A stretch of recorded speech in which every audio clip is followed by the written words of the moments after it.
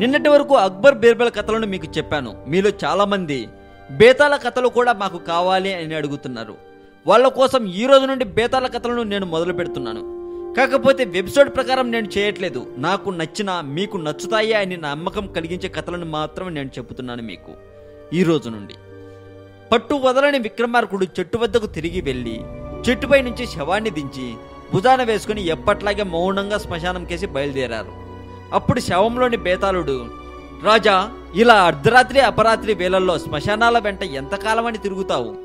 ఒక్కొక్కసారి మనిషి తన నిర్ణయాలను మార్చుకోవడం వల్ల మేలు కలగవచ్చు. నాగరాజు లాంటి పట్టుదల యువకుడు ఆఖరి క్షణంలో తన నిర్ణయం మార్చుకున్నాడు.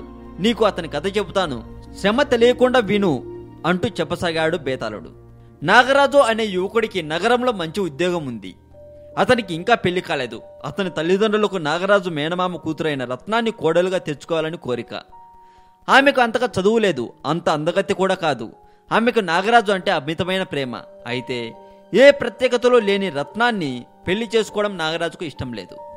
ఒకసారి నాగరాజు ఏదో పండుగకు సొంత ఊరు వచ్చాడు. తల్లిదండ్రులు అతనితో పనిలో పనిగా రత్నాన్ని పెళ్లి చేసుకుని వెంట పెట్టుకుపో అన్నారు. నాగరాజు సూటిగా జవాబివ్వకుండా అసలు విషయాన్ని దాటివేశాడు. ఆ సాయంత్రం నాగరాజు ఊరికి దూరంగా ఉన్న మామిడి తోపుల్లోకి షికారు వెళ్ళాడు. సూర్యాస్తమయ సమయంలో వర్షం ప్రారంభమైంది. అతను కొంత దూరం పరిగెత్తి ఒక పెంకుటింటి అరుగు మీద తలదాచుకున్నాడు. అయితే అప్పటికే అతను బాగా తడిచిపోయాడు. అయ్యో, బాగా తడిచిపోయావు, లోపలికి రా బాబు అంటూ కిటికీలోంచి అతన్ని చూసిన ఒక ముసలావిడ తలుపు తెరిచింది. నాగరాజు మొహమాట పడుతూనే లోపలికి వెళ్ళాడు.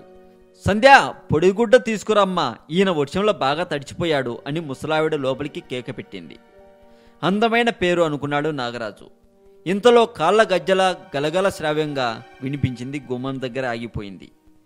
ముసలావిడ గుమ్మం దాకా వెళ్ళి బట్ట అందుకుంది. నాగరాజు తడిచిన తల తుడుచుకుంటుండగా, కాసిని వేడిపాలు పట్టుకురా సంధ్య అని మళ్ళీ కేకపెట్టింది ముసలావిడ. తరువాత ఆమె నాగరాజును గురించి తెలుసుకుంది. తమను గురించి చెప్పింది. వాళ్ళు ఆ ఊరికి కొత్తగా వచ్చారు. కౌలుకు ఇచ్చిన పొలం సొంతంగా చేసుకుంటున్నారు. ఆమెకు సంధ్య ఒక్కతే కూతురు. ముసలావిడ భర్త చాలా కాలం కిందటే పోయాడు. సంధ్యను చూడాలని నాగరాజుకు చాలా కోరికగా ఉంది. కానీ పాలు కూడా గుమ్మం దాకా వెళ్ళి ముసలావిడే అందుకోవడంతో అతడికి ఆ అవకాశం చిక్కలేదు.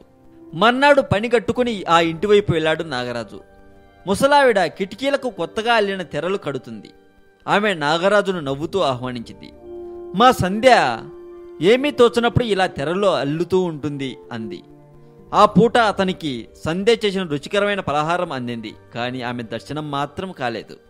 ఆ మర్నాడు తమ దొడ్లో కాచిన 2 దానిమ్మ పళ్ళు తీసుకుని నాగరాజు సంధ్య వాళ్ళ ఇంటికి వెళ్ళాడు. వీధి తలుపు మూసి ఉంది. లోపల నుంచి శ్రావ్యమైన పాట వినిపిస్తుంది. నాగరాజు ఆ తీయని పాట వినడంలో లీనమైపోయాడు. అప్పుడే గుడి నుండి వచ్చిన ముసలావిడను అతడు గమనించలేదు. ముసలావిడ దగ్గరగా చేరవేసి ఉన్న తలుపు తోస్తూ, ఇప్పుడే వచ్చావు బాబు, మా సంధ్య పాట మొదలు పెడితే పరిసరాలు మర్చిపోతుంది అంది.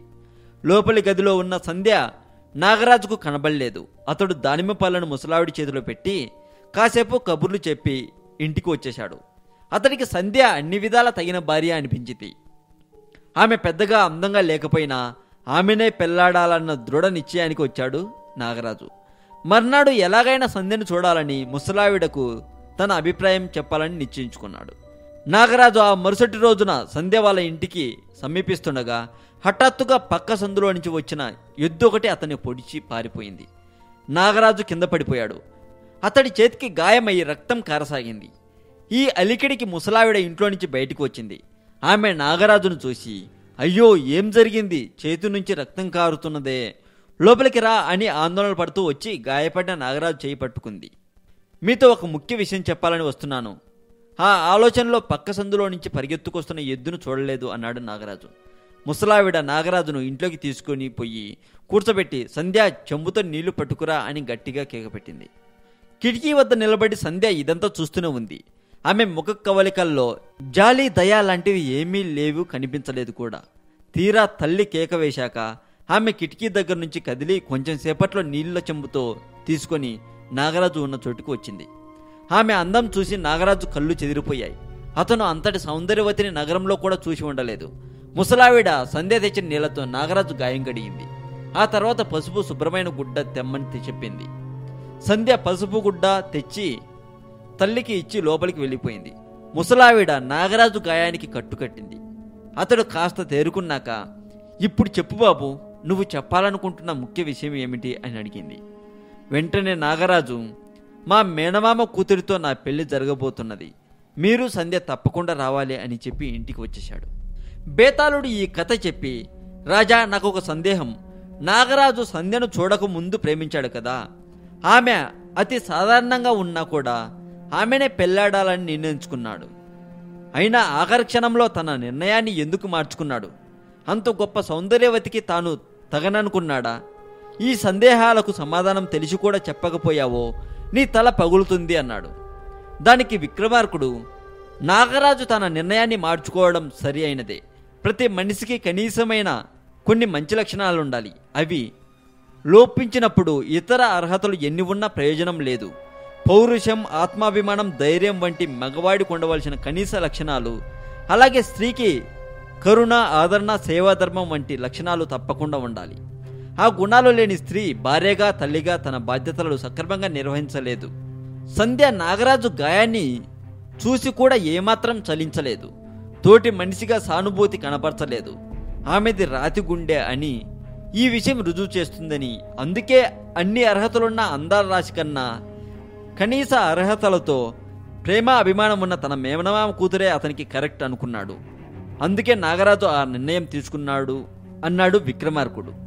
రాజుకు ఈ విధంగా మౌనభంగం కలగగానే బేతాళుడు శవంతో సహా మాయమై తిరిగి చెట్టెక్కాడు. మరి రేపు పబ్లిష్ చేసే ఇంకొక బేతాళ కథ తెలుసుకోవాలని మీకుంటే సబ్స్క్రైబ్ చేయండి తెలుగు మోజో కథలు ఛానల్. ఈ కథ మీకు నచ్చే ఉంటుంది అని నేను అనుకుంటున్నాను. మీకు నచ్చినట్లయితే లైక్ కొట్టి ఒక కామెంట్ పెట్టండి. మీరు పెట్టే ప్రతి కామెంట్కు నేను ఈ రోజు నుండి తప్పక రిప్లై ఇస్తాను. మరిన్ని ఇలాంటి కథలు తెలుసుకోవాలని మీకుంటే సబ్స్క్రైబ్ చేయండి తెలుగు మోజో కథలు ఛానల్.